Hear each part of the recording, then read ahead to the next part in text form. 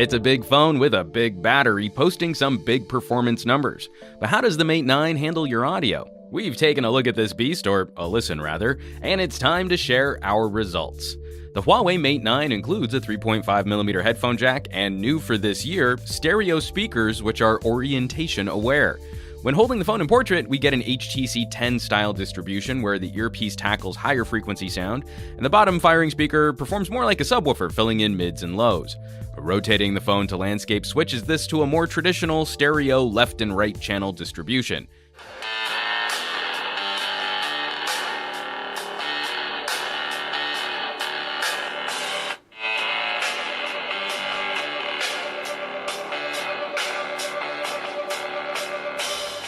In practice, this works well enough, except for the slight dropouts when the phone flips orientation, and this is tied to the phone's settings. If you disable rotation in your settings, the speakers stay pegged in portrait mode. Listening to the speaker quality, regardless of orientation, the bottom speaker is responsible for most of the heavy lifting.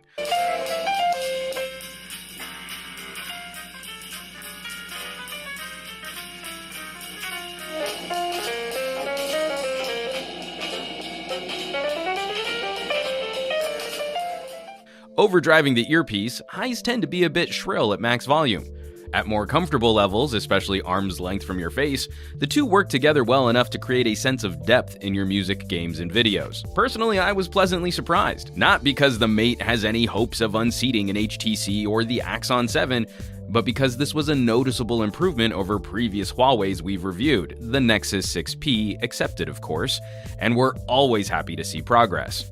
Now, the headphone report isn't quite so glowing. In fact, we have a new winner here for last place. Including a dedicated 3.5mm jack is still appreciated until we can all decide on a proper standard moving forward.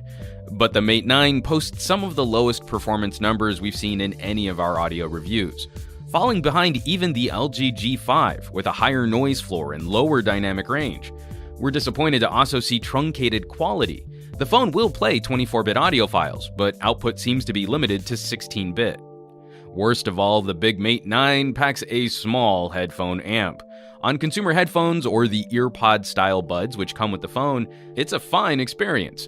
But the Mate struggles to drive higher impedance cans. Even my lowly HD25s, only at 70 ohms, cranking the phone to the max, the output was at the upper limits of my tolerance, but still comfortable to listen to. And to my ears, music was still somewhat on the dull side. The Huawei lost handily to our FiiO K1 DAC, a small USB audio device, but happily, the Mate 9 properly recognized the FiiO. So for those who want to improve their headphone quality, we have high hopes that future USB solutions will play nice with this phone. The Mate 9 gets a lot right in delivering one of the few truly large screen experiences of 2016, and we're happy to see some progress on speaker playback. But this phone certainly won't be on the audiophile list. At least, not without a little help. As always, thanks so much for watching. Be sure to subscribe to this channel for our full Mate 9 coverage.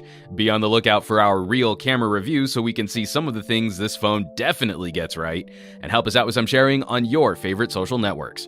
For Pocketnow, I'm Juan Carlos Bagnell, some gadget guy on Twitter and Instagram, and I will catch you all on the next review.